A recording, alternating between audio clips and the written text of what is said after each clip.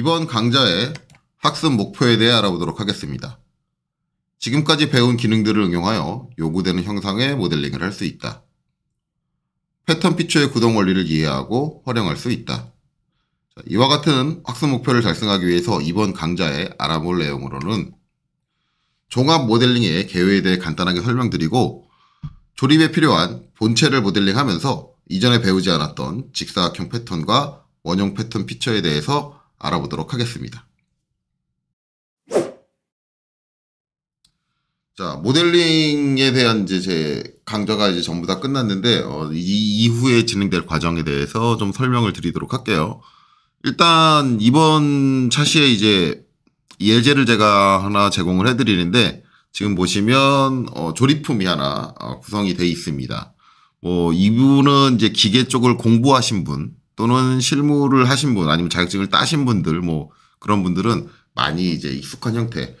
일반적으로 전산응용기계제도 기능사 자격증 시험 문제에서 가장 대표적으로 사용되는 구성 요소죠.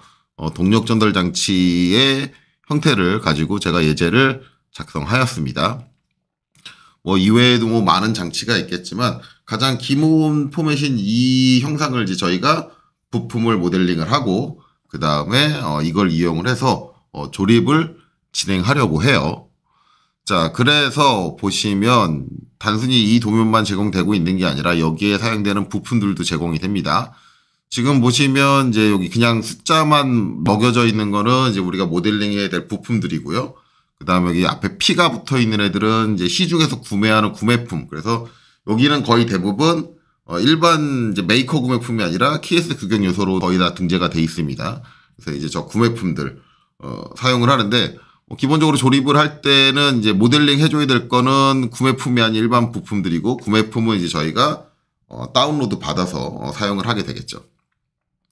자, 그렇기 때문에 부품들을 모델링 해야 되기 때문에 제가 추가적으로 부품 도면을 제공을 합니다. 그래서 하나, 둘, 셋, 넷, 5개의 부품 도면을 제공을 하는데 지금 보시면 여기 번호 먹여져 있는 거하고 수량이 좀 틀리죠. 한 2개 정도 빠지는데 그 부분은 되게 미미한 부분이기 때문에 나중에 조립을 할 때 같이 어떤 식으로 해결해 나갈지 그때 가서 한번 해보도록 하겠습니다.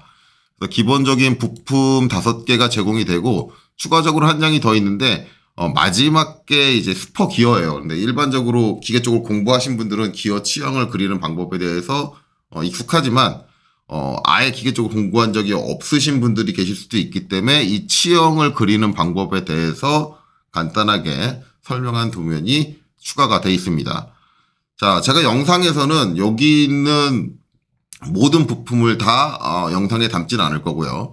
첫 번째 있는 요 본체 모델링 하는 방법을 볼 거고 그 다음에 가장 마지막에 있는 요 스퍼기어 같은 경우는 기어 치형 작성이라는 건 좀 특이한 사항이 있어서 일반 분들이 잘 이해를 못 하실 수도 있기 때문에 요 2개 부품만 영상에서 모델링으로 다루고 나머지 3개 부품은 여러분들 숙제라고 생각을 하시면 됩니다.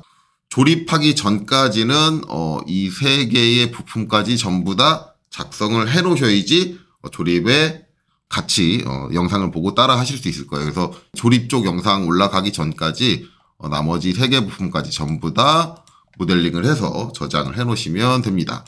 자, 그럼 퓨전 360으로 가서 일단 첫 번째 본체부터 먼저 모델링을 하도록 하겠습니다. 자, 우선 퓨전 360 가서 하기 전에 본체 도면에 대해서 간단하게 설명을 드릴게요.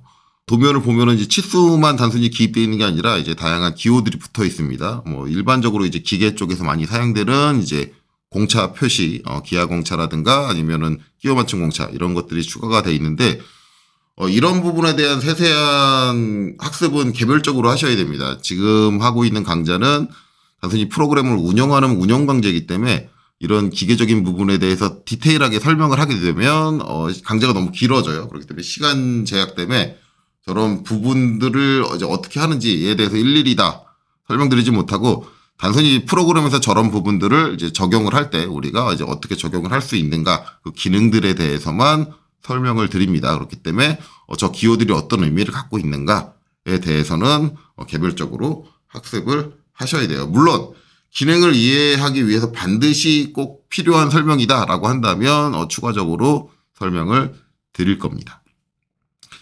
자, 일단 형상을 이제 모델링을 해야 되는데, 기본적으로는 이제 2D 도면의 해동 능력 자체는 갖고 계셔야 됩니다. 이 도면을 보고 얘가 입체적으로 어떻게 생겼는지 내가 이해하고 있어야지만 모델링이 가능하겠죠.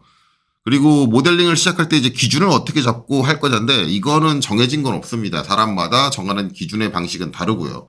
일단은 제 영상을 보시는 분들은 저는 어떤 기준을 잡냐면, 저는 이 부품이 놓여지는, 얘가 이제 바닥이 이렇게, 여기가 바닥면이죠. 요 바닥을 기준으로 해서 놓여질 거예요. 그러면은 전 항상 놓여지는 부분, 처음에 조립이 되는 부분, 즉 바닥판을 기준으로 작성을 합니다. 그리고 전체 형상이 좌우로 기본적으로 대칭으로 구성되어 있고, 치수 또한 대칭 치수로 기입되어 있어요. 그렇기 때문에 저는 대칭일 때는 원점이 항상 정중앙에 오게 작업을 할 겁니다. 이런 점을 유의해서 모델링 쪽을 보시면 좋을 것 같아요. 자, 그럼 한번 퓨전 360으로 가서 모델링을 해보도록 하겠습니다. 자, 그럼 우선 바닥판부터 먼저 만들도록 하겠습니다. 바닥판부터 만드는 이유는 앞에 예제 제가 설명을 드렸고요. 자, 바닥판을 만들기 위해서 작성에 스케치 작성 하고요. 평면은 바닥면인 이제 XY 평면을 선택하도록 하겠습니다.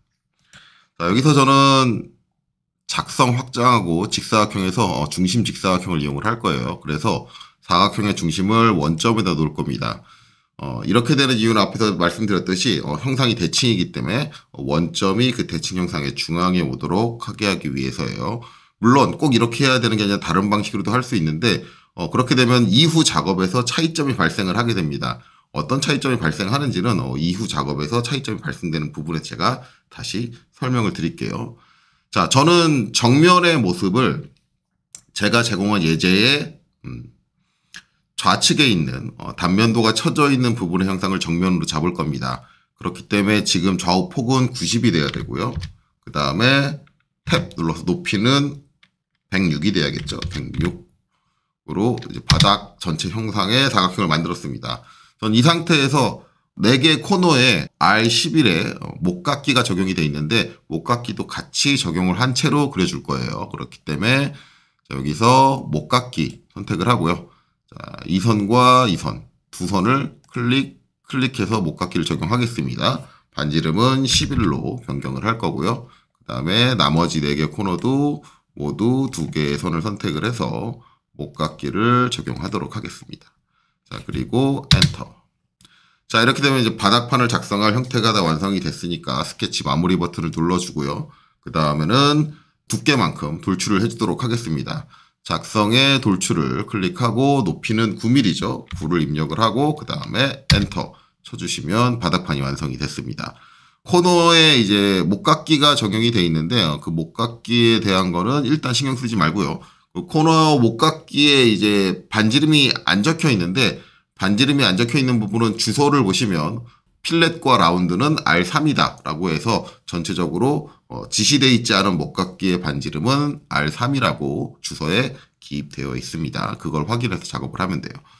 자, 그 다음에 이제 상부에 약간 원형 형태로 돌기가 4군데 나 있고, 거기에 우리가 볼트를 낄 수 있는 나사 여유구멍입니다. 얘를 바닥에 안착시켜 놓고 볼트로 고정을 시켜야지 위치가 움직이지 않겠죠. 그러기 위한 나사 여유구멍이다.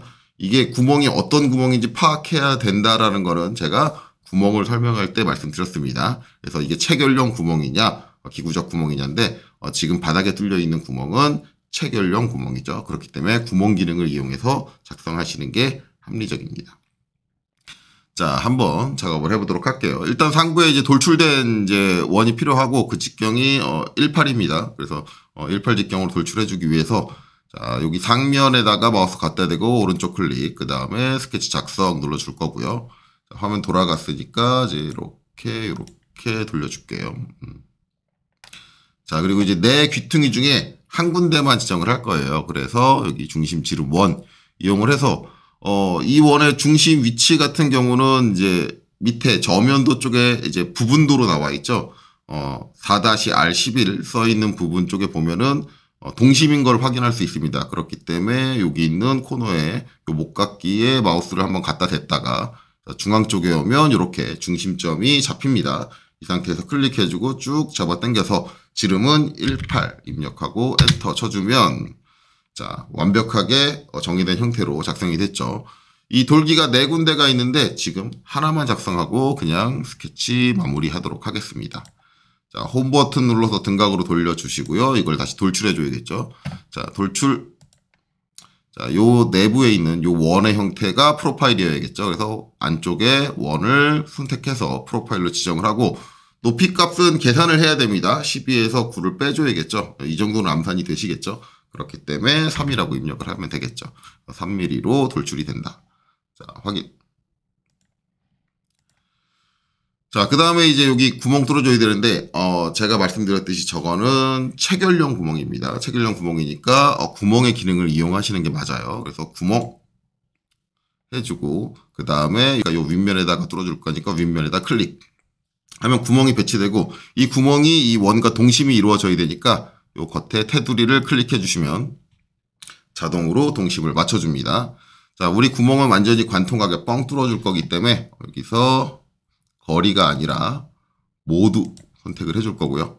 그 다음에 형태는 단순한 형태인데 구멍 탭 유형은 단순이 아니라 틈새, 즉 나사 여유구멍입니다. 틈새로 지정을 하고요. 여기서 이제 많이 이제 헷갈리시는 부분은 저기 이제 9라고 나왔는데 나사의 이제 규격을 정해줘야겠죠. 그래서 표준 ISO, 우리나라는 일반적으로 ISO를 따르니까요. 그리고 조임새 유형은 굳이 바꿔주실 필요 없습니다. 크기를 변경을 해야 되는데 여기서 M9를 찾으시는 분들이 계신데 나사 여유구멍은 항상 나사보다 커요. 나사의 호층보다 항상 크기 때문에 M9가 아니라 M9보다 작은 M8이 돼야 됩니다. M9라는 규격 자체가 없어서 당황하시는 분들이 계신데 저희가 9mm로 뚫렸다 그러면 그것보다 작은 나사를 사용을 한다. 즉 M8이다 라고 생각을 하시면 됩니다. 그래서 M8로 하게 되면 직경을 확인해 보시면 9mm인 걸 확인하실 수 있어요. 자, 그리고 확인 눌러주시면 이렇게 구멍이 뚫리게 되겠죠. 자, 제가 이제 한쪽 코너에만 이제 작성을 했는데, 이렇게 작성한 이유가 앞에서 우리가 모델링 배울 때 안 배운 기능이 있어요. 그래서 우리가 안 배운 기능 중에 패턴이라는 게 있습니다. 우리가 스케치 때는 배웠을 거예요. 스케치에서 원형 패턴과 직사각형 패턴이 있는데 그 패턴 기능은 모델링 상태에서도 사용을 할 수가 있습니다. 그렇기 때문에 4개 코너에 필요하지만 이게 직사각형 형태로 이루어져 있으니까 이럴 때는 직사각형 패턴을 적용해 주시면 돼요. 그래서 작성을 확장을 해보시면 패턴이라는 항목이 있고요. 거기에 직사각형이라는 패턴이 있습니다. 그렇죠? 직사각 패턴을 선택을 합니다.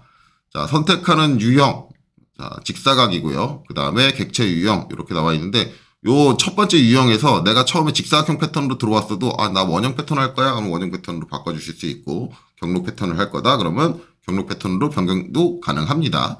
자, 직사각 패턴을 해줄 거니까 직사각 패턴이 선택된 상태에서 객체 유형은 본체로 하면 이 전체가 다 선택돼요. 근데 우리는 여기 돌출해준 요소와 그 다음에 여기 구멍을 뚫어준 요소 요 2가지만 패턴을 해야 됩니다.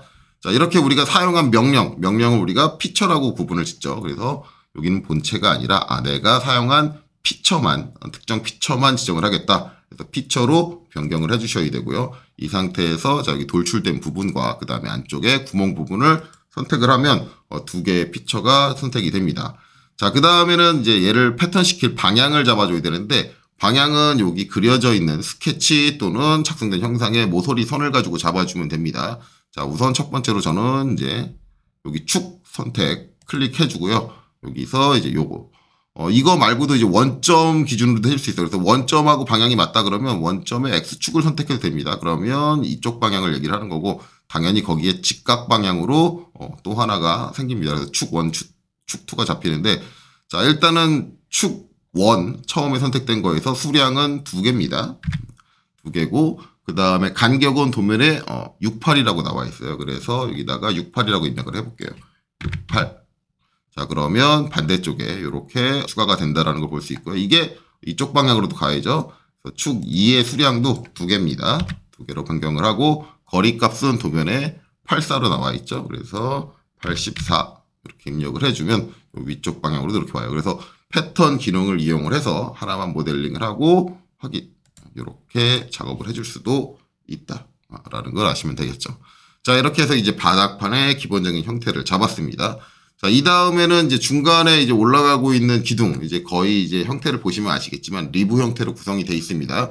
하지만 리브 형태 같은 경우는 형상이 막혀 있어야지만 작업이 가능하기 때문에 일단 상부에 있는 원기둥, 원통의 형태를 작성해 주는 게 먼저예요. 그래서 상단에 있는 원통의 형상을 작성을 하는데, 자, 이때 이제 예제를 좀 보겠습니다. 예제를 보고 좀 설명을 드리는 게 나을 것 같아서 예제를 잠깐 다시 보고 오도록 하죠. 자, 원기둥 쪽을 좀 살펴보도록 하겠습니다. 좀 확대해서 보도록 할게요. 자, 이렇게 확대를 해서 보는데, 일단은 원기둥은 되게 단순한 형태입니다. 그래서 원기둥을 만드는 가장 쉬운 방법으로는 여기 우측면에 보이는 원형을 그려주고 이제 지정된 길이만큼 돌출을 해줘서 작업하는 방식을 많이 택하게 되는데, 여기서 이제 그런 방식을 사용을 하면 일단 기본적으로 안쪽에 구멍이 뚫려 있는 형태의 원기둥을 작성을 했다 그러면 그 이후에도 이제 여기 큰 직경의 원 두 개를 추가적으로 더 돌출로 뚫어줘야 됩니다. 대부분 이제 초심자분들이 그냥 단순히 원을 그려서 원기둥을 돌출하는 걸 좀 편하게 생각을 하시는데, 조금 생각을 해보시면 다른 방법이 하나 더 존재를 하죠. 다른 방법은 이제 여기서 보이는 자, 요 단면의 형상, 단면 중에 절반의 형상을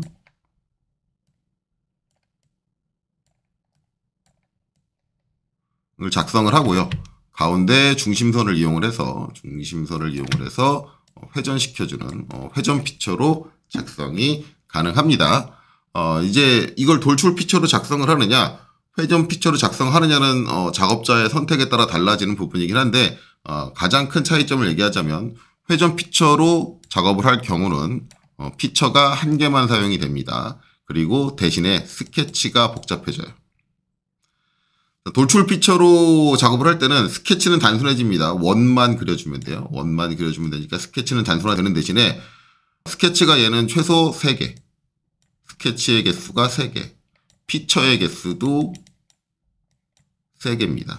그래서 전체적으로 자원의 개수가 늘어나요.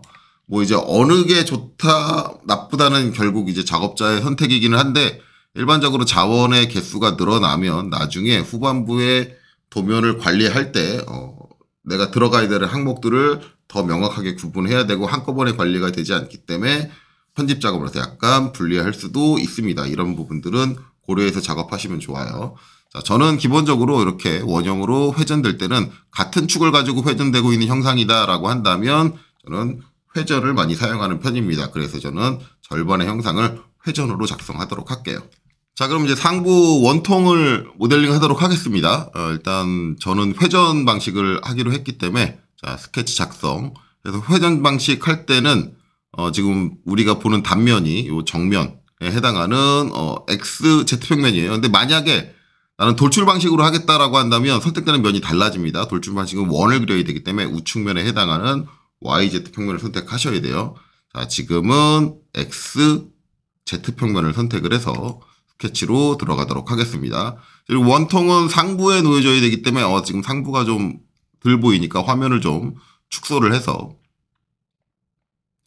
이렇게 좀 내려가지고 위가 잘 보이도록 해줄게요.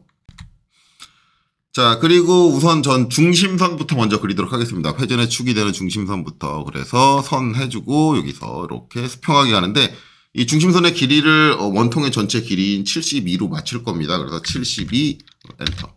이렇게 작업을 하도록 할게요.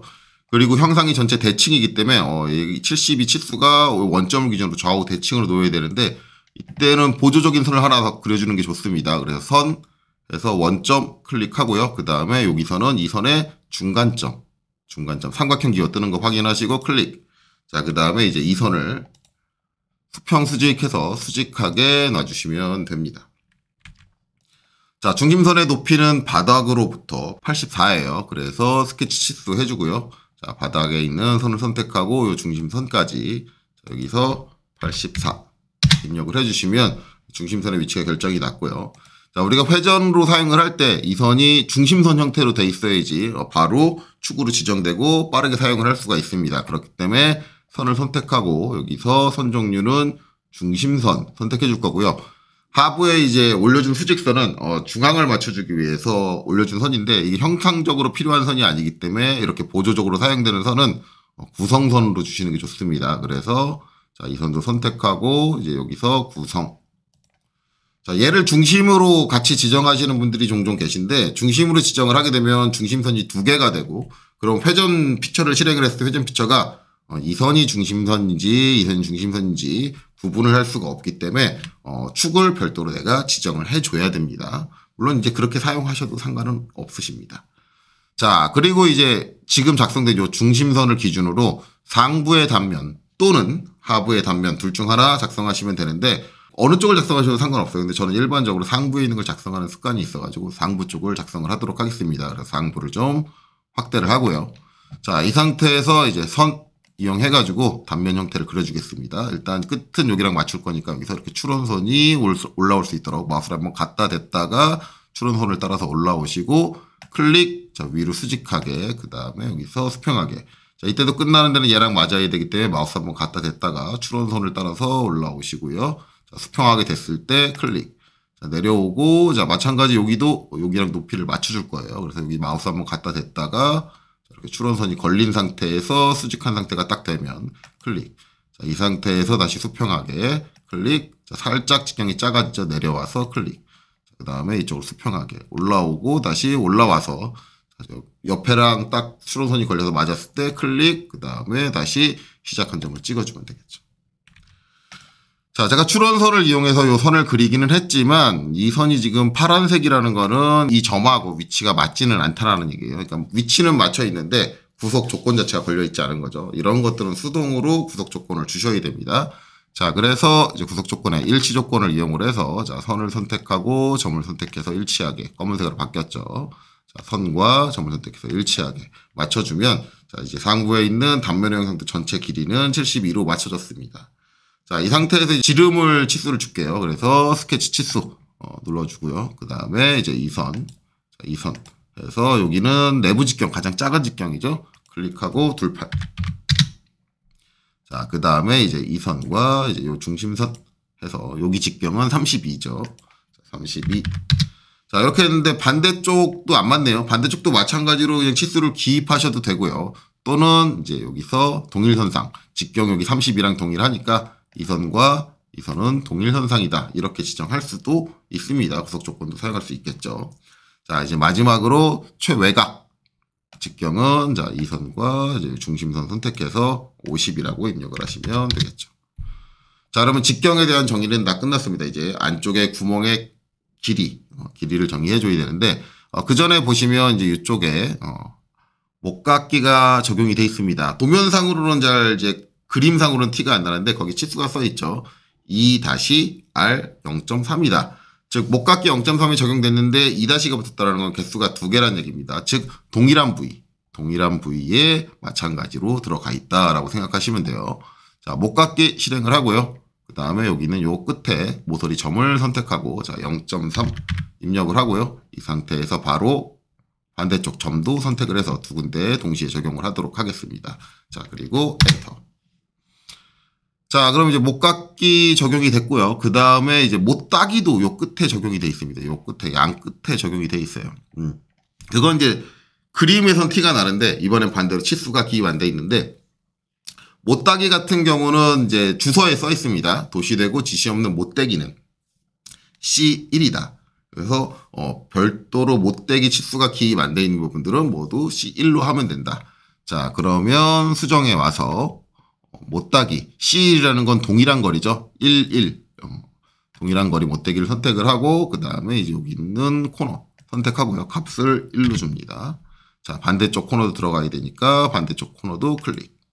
자, 이렇게 해서 엔터 쳐주면 이렇게 못떼기 치수가 들어갑니다. 도면에 있는 것과 다르게 표현이 되지만 일반적으로 이제 치수를 기입할 때는 이제 3D 스케치상에서는 이제 이런 식으로 기입이 됩니다. 단지 이거를 도면 형태의 치수를 기입할 때는 지금 보고 계신 예제처럼 기입을 하시면 돼요. 자, 이렇게 하고 이제 요 파진 구멍의 깊이만 정해주면 되는데 깊이를 보시면 두 구멍이 모두 깊이가 동일합니다. 13. 자, 그렇게 되면 결국 여기 있는 직선부의 길이가 두 개가 모두 동일하다는 얘기예요. 그렇기 때문에 자, 동일 조건을 이용을 하시면 한쪽만 치수를 기입하실 수도 있겠죠. 그래서 여기 여기 선택해서 길이를 동일하게 맞춰주시고 그 다음에 스케치 치수. 자, 여기서 한쪽만 기입하겠습니다. 저는 우측에 있는 걸 기입할게요. 자, 이 선에서부터 자, 이 선까지. 자, 요 길이. 이거 간혹 가다가 실수 많이 하시는 부분이 이제 이거를 스케치 치수 해가지고 여기 있는 이 선에다 기입하시는 분들 계신데 이 선은 저기 못따기가 들어갔고 여기 못깎기가 적용이 됐습니다. 그렇기 때문에 여기를 13으로 맞추시면 잘못하는 거예요. 그렇기 때문에 스케치 치수에서 이제 정확하게 이 끝선에서 안쪽에 있는 이 단까지 거리가 13이다 라고 입력하시면 되고 이쪽에만 값을 입력하면 우리가 동일 조건을 적용을 했기 때문에 이렇게 똑같은 길이로 고정이 되는 걸 확인할 수 있습니다. 물론 양쪽의 치수를 별도로 주셔도 상관없습니다. 이거에 따라서 나중에 도면 관리가 달라지는데 양쪽의 치수를 따로 주시게 되면 난 이쪽 한쪽 길이만 바꿔야 돼가 가능해집니다. 그래서 만약에 양쪽 깊이가 달라져야 되는 부분이다 라고 한다면 별도로 치수를 기입하시는 게 맞고요. 아니다. 이건 항상 대칭으로 가는 형상이기 때문에 양쪽 길이가 항상 똑같아야 된다. 다를 수가 없다라고 한다면 지금처럼 동일 조건을 주시는 게 이후의 도면 관리가 수월해집니다. 자, 이렇게 되고 이제 스케치 마무리 해주시면 되겠죠. 그러면 원통 형태의 절반의 단면이 완성이 됐고 이 상태에서 회전 피처 실행을 해주면 자연스럽게 중심축을 기준으로 자동으로 작성이 됩니다. 자, 그리고 확인 눌러주시면 되겠죠. 자, 이렇게 해서 이제 원통 부분을 모델링을 했는데 지금 원통 부분이 저렇게 모델링이 되는 거는 저희가 모델링을 할 때 원점을 정중앙에 놨기 때문에 저런 식으로 작업이 가능합니다. 근데 만약에 원점을 중앙에 놓지 않았다라고 한다면 작업 방식이 달라지게 됩니다. 이걸 좀 비교해 봐야 되는데 다른 방식으로 처음부터 모델링을 하게 되면 시간이 너무 많이 걸리니까 제가 그래서 예제 자료로 파일을 하나 첨부했습니다. 이제 그 파일을 한번 열어보면 될 것 같아요. 자, 그래서 파일 다운로드 받은 폴더 가셔서 파일 여시면 되는데 컨트롤 O 눌러서 열기를 실행하고요. 그 다음에 내 컴퓨터에서 열기 눌러주시고 29차 시 예제 다운받으신 거에서 29차 시 작업 방식 차이 비교용 그래서 F3D 파일을 열기를 하시면 됩니다. 전체적으로 모델링이 다 끝나 있는 상태이긴 한데 조금 형태가 좀 이상할 겁니다. 왜냐하면 제가 여러 가지 비교를 위해서 좀 작업 방식을 다르게 해서 해놨습니다. 자, 중요한 거는 이 원통 모델링 되기 전까지죠. 자, 그래서 원통 지금 회전이 여기 있는데 롤백 타임라인의 롤백 제일 뒤에 있는 게이지를 가지고 회전까지 가겠습니다. 이렇게 회전이 돼 있는데 여기까지 과정을 보시면은 중간에 좀 이상한 과정이 하나 들어가 있습니다. 평면이라고 하나 들어가 있죠. 자, 이 상태에서 지금 작업을 할 때 좀 문제가 되는 게 저 원통 작업하기 이전으로 돌아가겠습니다. 그래서 이 평면 만들기 전까지 이렇게 돌아가 보면 지금 이 상태인데 얘는 모델링이 어떻게 되어 있냐면 지금 원점을 한번 볼게요. 여기서 스케치 작성. 만약에 이제 회전 단면을 그리기 위해 스케치 작성을 눌러보시면 이렇게 평면이 정중앙에 있지 않고 한쪽 사이드에 몰려 있는 걸 확인할 수 있습니다. 그래서 얘는 2점 사각형을 이용을 해가지고 모델링을 했어요. 그래서 원점에 사각형의 한쪽 코너가 잡혀 있는 상태고요. 이렇게 되면 정중앙에 평면이 없기 때문에 단면을 정중앙에 그려줄 수가 없습니다. 우린 정중앙에 놓여야 하죠. 그렇기 때문에 이럴 때는 컨트롤 Z로 작업 취소하고 자 중간에 평면을 하나 만들어줘야 됩니다. 그래서 스케치 평면에서 여기 구성이라는 게 추가됐고 여기 가시성 켜보면 중간에 평면을 하나 추가해줬습니다. 즉 대칭인 형상에서 이제 원점을 기준으로 모델링을 안 하다 보면 좀 작업할 때 내가 원하는 평면을 바로바로 잡기가 어려워서 이렇게 추가적인 평면을 만들어줘야 되는 경우도 발생을 해요. 그렇기 때문에 작업 시에 약간 불편한 점이 발생할 수 있습니다. 그래서 이런 것까지 고려해서 처음에 내가 기준을 어디를 잡고 모델링을 하는 게 낫겠다라고 판단을 하시는 게 이후 작업에도 좀 더 수월하게 진행될 수 있는 방법이기도 합니다. 자, 다시 이제 모델링으로 돌아가도록 하겠습니다. 자, 그럼 이제 리브를 한번 작성해 보도록 하겠습니다. 지금 이 부품의 이제 리브 같은 경우는 십자 형태를 띠고 있어요. 그래서 이제 뭐 이쪽으로도 리브고 저쪽으로 리브다. 근데 이럴 때 두 부분을 모두 다 리브 피처로 작성할 수가 없습니다.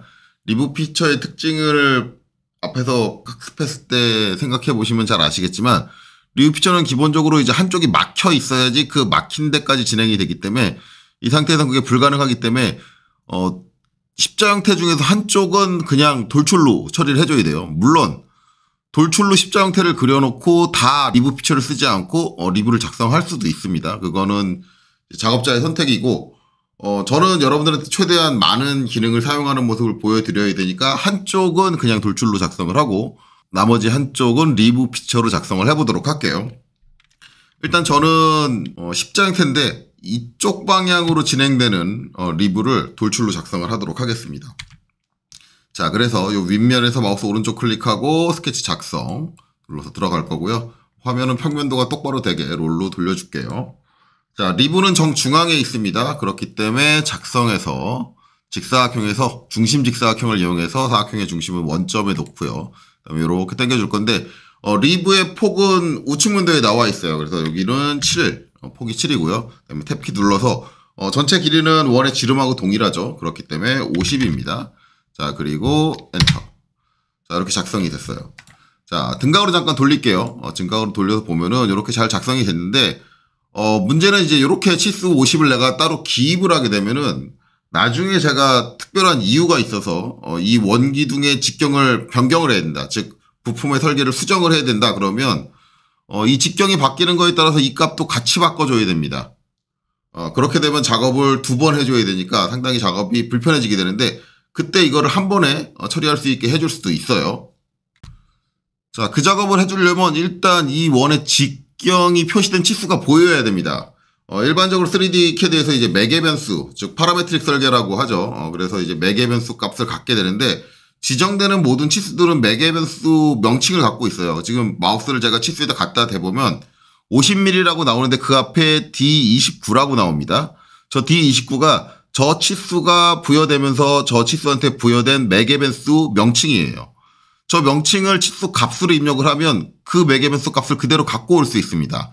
단 모든 치수의 매개 변수 이름을 확인하는 건 상당히 불편한 작업이에요. 그렇기 때문에 이럴 때는 이 스케치를 표시해 주는 게 좋아요. 그래서 이 원통 지름을 지정을 했던 스케치를 한번 표현을 해볼게요. 자, 스케치 3번이 가시성을 키게 되면 이 원통 단면을 표시해 줬던 건데 지금 단면 스케치의 형상은 보이고 있지만 여전히 치수는 보이지 않습니다. 치수를 보이게 해주기 위해선 스케치 3번에서 마우스 오른쪽 클릭 해주고 치수 표시 눌러주시면 이렇게 작성된 치수가 전부 표시되는 걸 확인할 수 있어요. 자, 이 상태에서 매개 변수도 여기 보시면 있는 지름값, 이 지름값하고 엮어주려면 자, 여기 치수 더블 클릭해서 편집으로 들어가고요. 이렇게 블럭이 잡혀 있는 상태에서 여기 치수를 마우스로 클릭을 해주시면 D20, 자, 여기 들어간 지름 20이다. 라는 거는 D20이라는 명칭으로 되어 있습니다. 그래서 D20이 입력이 되고 엔터 치면 앞에 fx 계산식이 들어갔다라는 게 표현이 되고요. 그 다음에 요 값을 그대로 갖게 됩니다. 자, 이 상태에서 이제 요 지름을 수정을 하게 되면 이 값은 자동으로 따라서 바뀌게 돼요. 그렇게 되니까 설계 변경에 따라서 내가 원의 지름만 바꾸면 리브도 자연스럽게 그 치수에 따라서 변경되게 해줄 수 있는 거죠. 이런 식으로 해주는 걸 파라메트릭 설계라고 해요.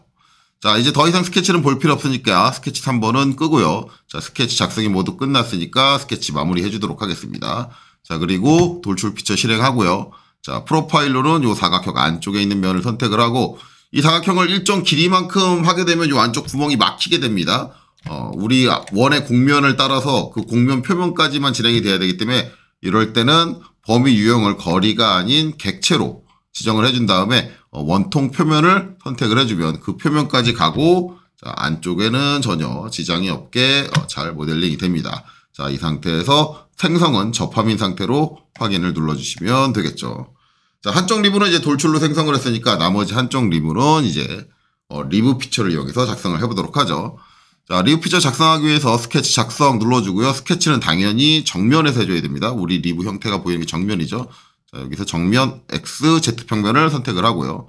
자, 그 다음에 이제 선 해가지고 가장 바깥쪽 라인을 그려주면 되는데 이때 여기 원 기둥에 이제 요 끝단, 여기가 자동으로 잡히질 않습니다. X 표시가 나와야 되는데 안 나오죠.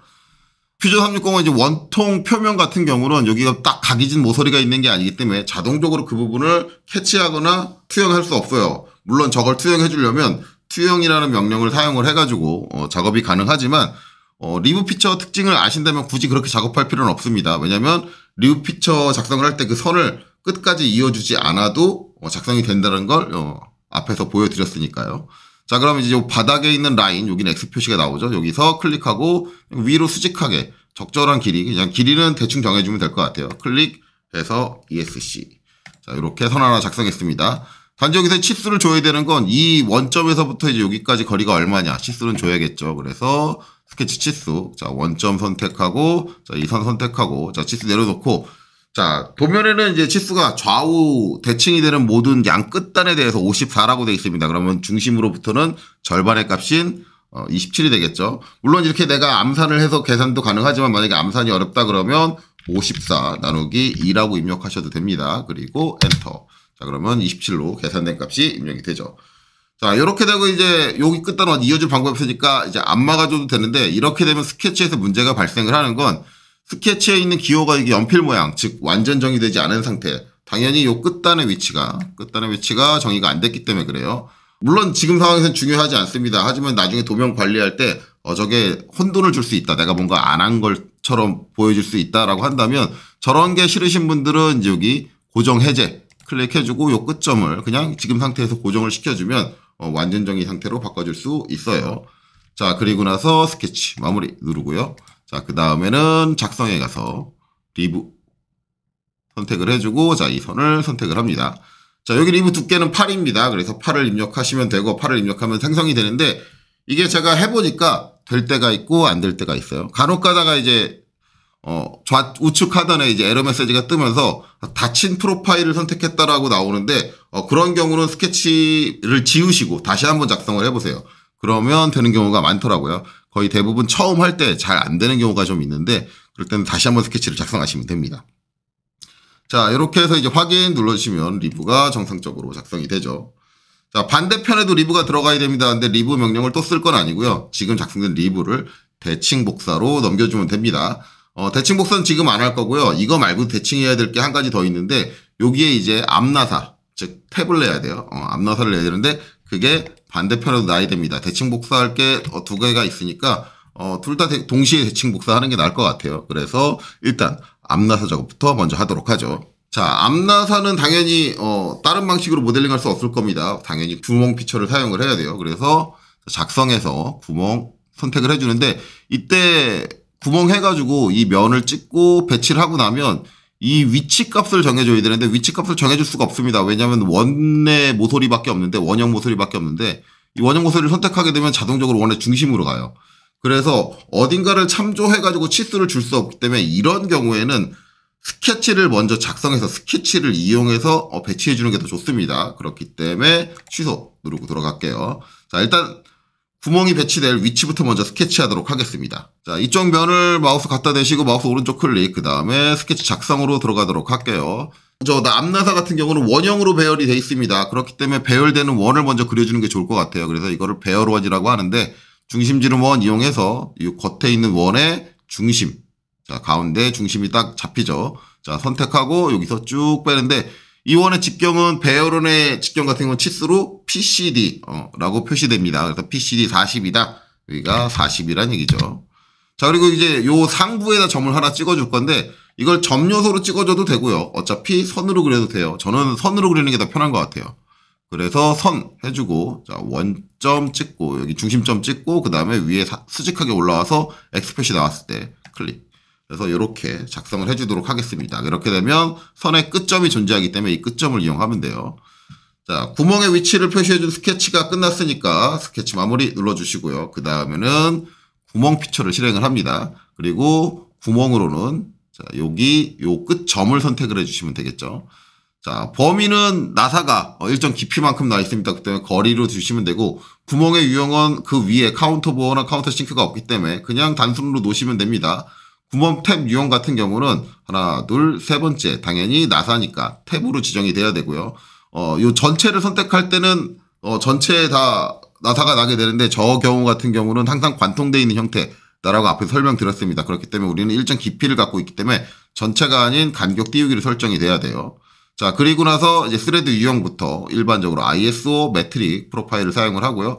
크기, 이게 호칭경인데 M4면 4가 호칭경입니다. 그래서 4에 맞춰서 선정을 해주시고 그 다음에 4에 맞춰서 선정하면 자동적으로 M4 곱하기 0.7피치가 나오는데 이게 기본 피치예요. 이걸 그대로 사용하면 됩니다. 클래스나 방향 같은 경우는 특수한 상황이 아니면 변경할 일이 없겠죠. 자, 이렇게 되고 이제 깊이 같은 경우는 8mm로 지정하면 되고, 그 다음에 위에 있는 거는 드릴 깊이입니다. 드릴 깊이 같은 경우는 앞서서도 얘기했지만 일반적으로 나사 깊이에 2를 더해주던가 아니면 3을 더해주던가 2 내지 3을 더해준다라고 얘기했는데, 저는 2를 더해줘서 10으로 하도록 하겠습니다.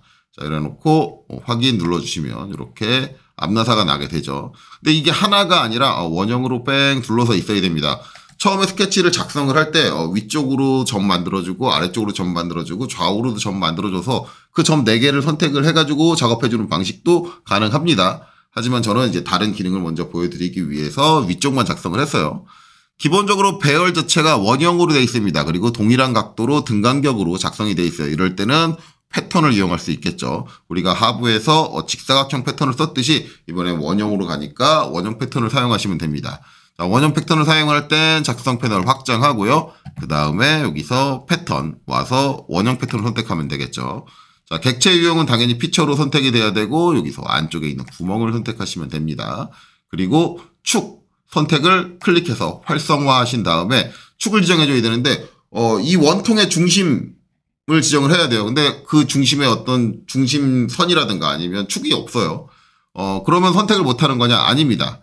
자, 이 원통의 중심을 선택을 하고 싶으면 이 원통 표면을 선택을 하시면 이 원통 표면이 축이 될 수는 없겠죠. 면이니까요. 저 원통이 구성을 하고 있는 중심 축을 축으로 잡게 됩니다. 그래서 자연스럽게 거길 중심으로 이렇게 돌아가게 되고 수량은 전체에 4개가 되죠. 근데 이게 전체만 되는 게 아니라 여기서 내가 부분이다 라고 하면 내가 지정한 범위 지금 180도에 4개가 이렇게 배열되는 형태로 이렇게 조정해 줄 수도 있고요.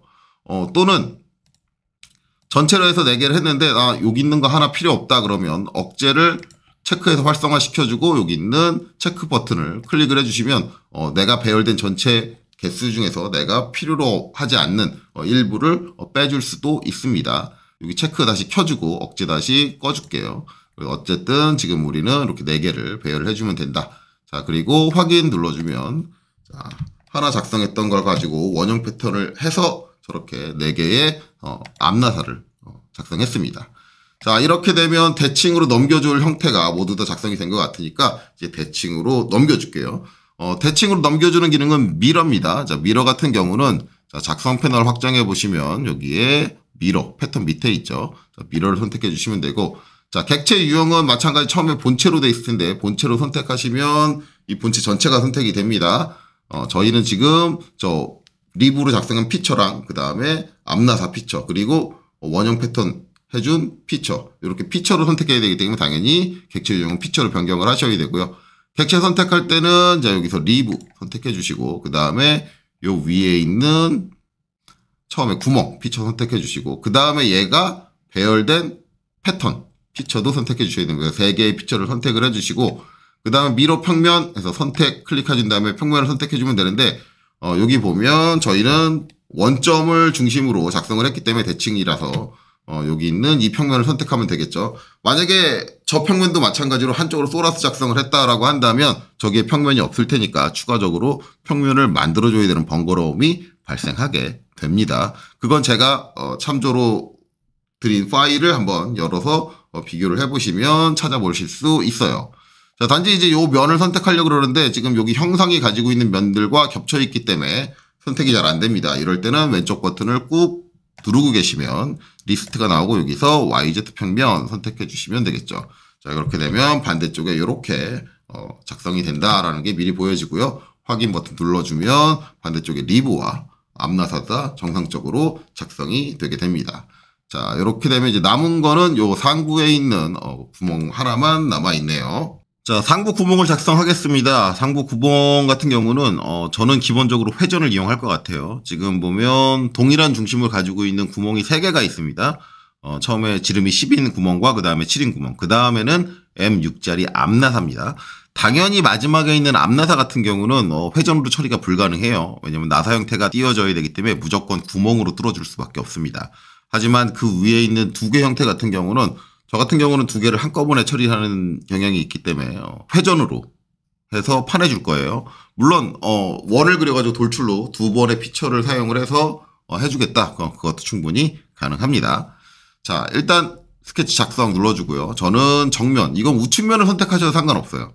왜냐면 다 중심이 같으니까요. 자, 근데 저는 정면을 선택할 거고 마찬가지 형상이 가리고 있기 때문에 왼쪽 버튼을 꾹 누른 상태에서 여기서 XZ 평면을 선택해 주도록 하겠습니다. 자, 그리고 이제 중심선은 원점 있는 데서 올라오면 되겠네요. 그래서 선 해주고, 자, 원점에서 위까지. 이 끝단이 딱 매칭 안 됩니다. 앞에서 리뷰할 때 설명한 것처럼 여기 원의 표면 자체가 자동으로 투영되지 않기 때문에 그래요. 그냥 길게 뽑아서 하나 수직하게 이렇게 그려줄 거고요. 얘는 중심선으로 사용할 거기 때문에 선 종류는 당연히 선택하고 중심선으로 변경하겠습니다. 자, 그 다음에 요 끝점의 높이를 맞춰줄 건데, 여기서 요 모서리에 있는 이 점은 선택이 됩니다. 그렇기 때문에 여기서, 수평 수직 해가지고, 여기 있는 요 끝점과 여기 있는 요 끝점이 수평한 상태를 만들어 주시면 되겠죠. 자, 이 상태에서 이제 2단의 그림을, 그릴 겁니다. 자, 여기를 확대하고요. 그 구멍의 절반의 형태를 그려줄 건데, 여기서 선 해서 요 끝점에서부터 수평하게 올 거고요. 치수는 주지 않고 그냥 클릭, 한 단 내려오고, 자, 여기서 안쪽으로 들어와서 작은 직경으로 한 번 더. 그 다음에 여기 중심선에다가 딱 붙여줄게요. 자, 그리고 나서 이제 치수를 주면 되겠죠. 자, 스케치 치수 해주고요. 자, 여기 안쪽에 직경은 7입니다. 그 다음에 요 바깥쪽 직경은 10이고요. 그 다음에 파진 깊이는 2mm입니다. 그리고 마지막도 2mm예요. 자, 이렇게 되면 프로파일 작성이 완료됐습니다. 스케치 마무리 눌러주고요.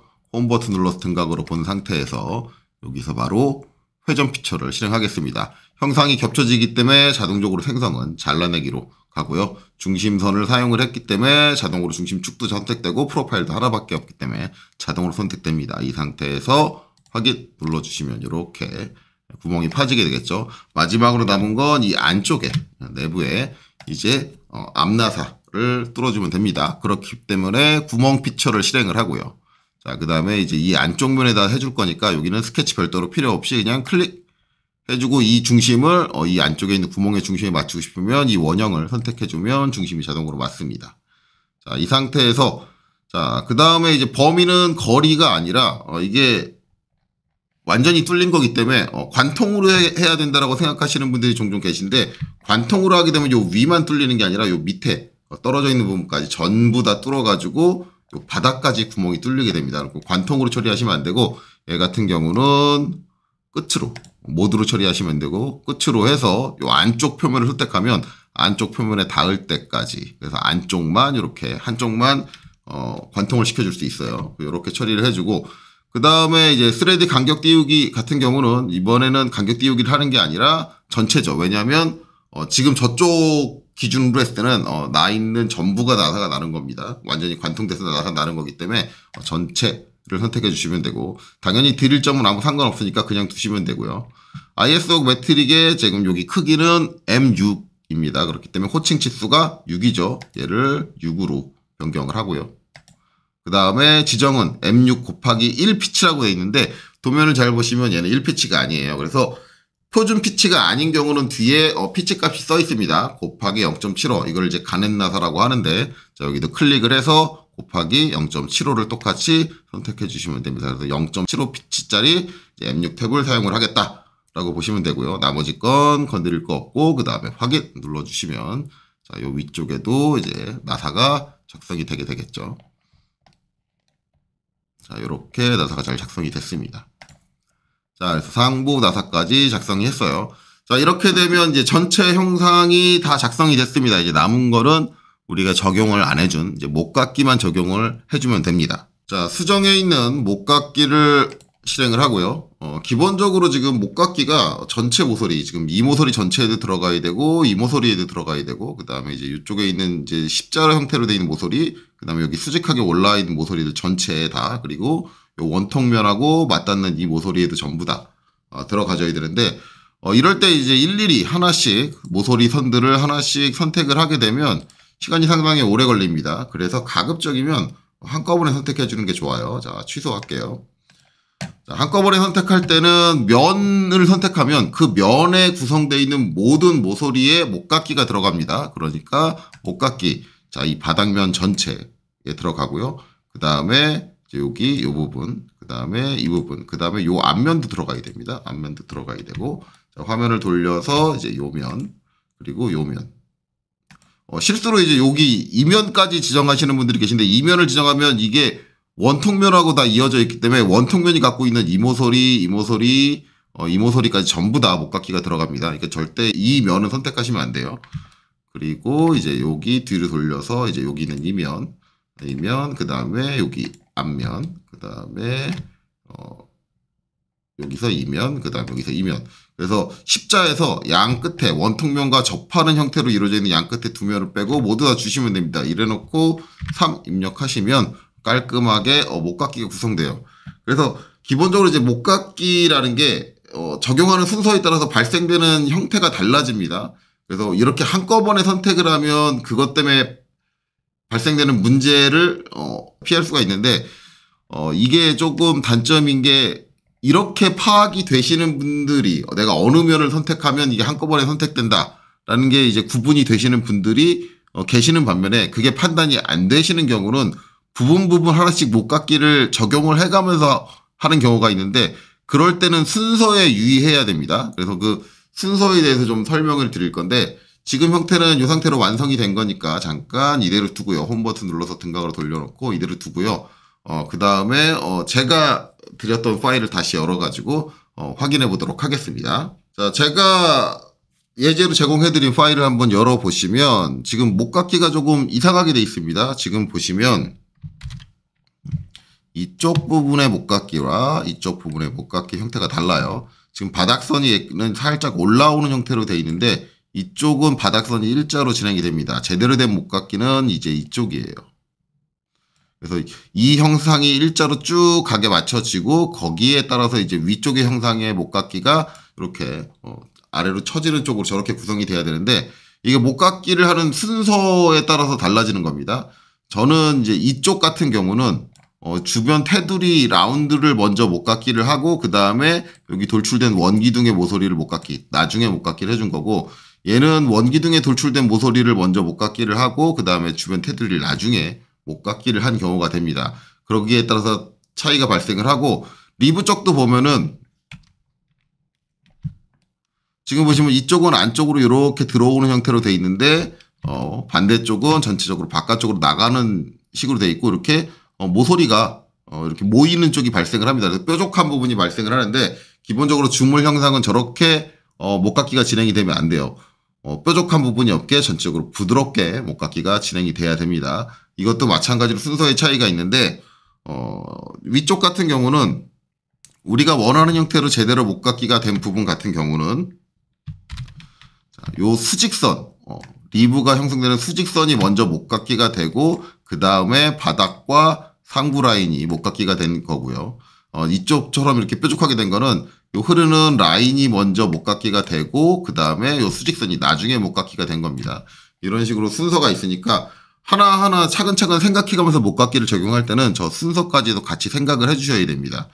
그래서 지금 모델링된 형태를 보면 자 목깎이가 지금 여러 단계로 돼 있죠. 자 이거를 제가 돌려보면 제일 처음에 목깎이 한 게 이제 이렇게 원 기둥에 주변 테두리를 먼저 목깎이를 하고 나서 그 다음에 바닥 쪽 라인을 목깎이 하면 이렇게 올라오게 됩니다. 그러니까 이 순서는 반대가 돼야 돼요.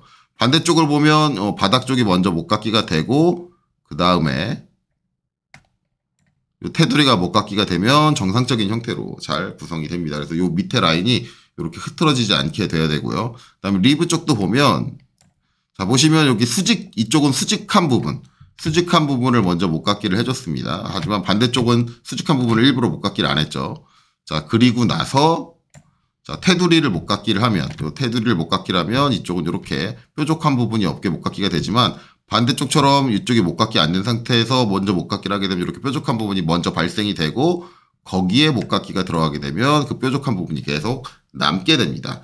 그렇기 때문에 목깎이를 적용할 때는 전체적인 형상 그리고 순서를 잘 생각하셔야 되고 이런 것들을 피하려면 전체적인 부분을 한꺼번에 판단을 해서 한꺼번에 목깎이를 주게 되면 이런 부분을 피할 수 있다. 라는 것까지 기억해 두시면 될 것 같아요.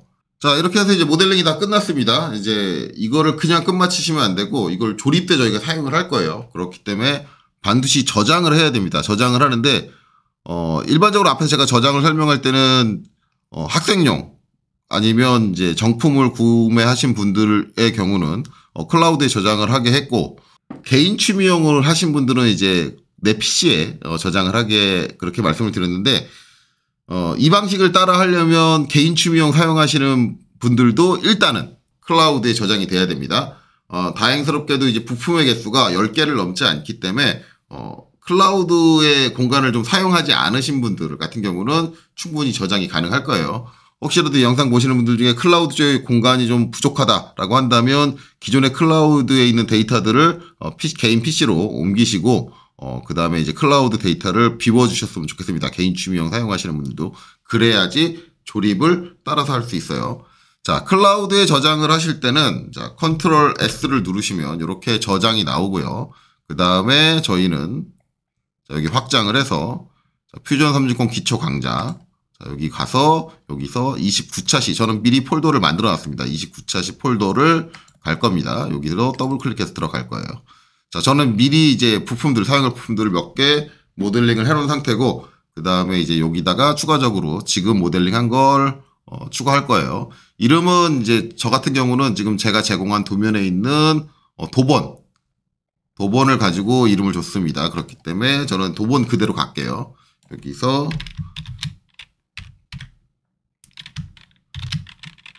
퓨전 360-29 EX-001번 이렇게 해서 파일 이름을 주고 저장을 하도록 하겠습니다.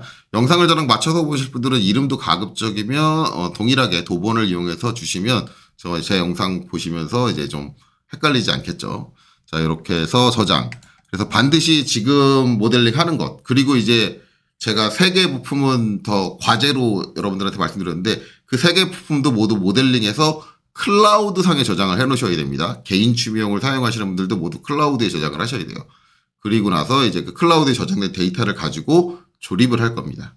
자, 그래서 여기까지 저장이 끝나셨으면 다음 강좌에서는 이제 스퍼기어, 제가 말씀드린 스퍼기어까지 모델링을 하고 그것도 저장을 하고 그 다음엔 조립으로 넘어가도록 하겠습니다.